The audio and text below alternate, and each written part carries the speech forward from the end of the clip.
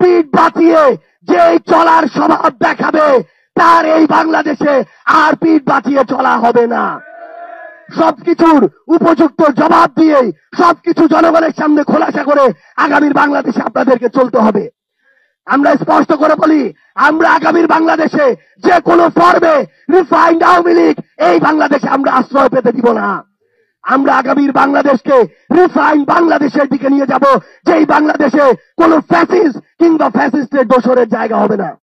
আমরা আপনাদেরকে স্পষ্ট করে বলি, আগামীর বাংলাদেশের নির্বাচন থেকে শুরু করে প্রত্যেকটি গুরুত্বপূর্ণ সিদ্ধান্ত, প্রত্যেকটি রাজনৈতিক দলের মত যদি জনগণের বিপক্ষে যায়, তাহলে জাতীয় নাগরিক পার্টি এনসিপি রাজনৈতিকভাবে রাজপথে গিয়ে তার প্রত্যেকটি জবাব দিবে।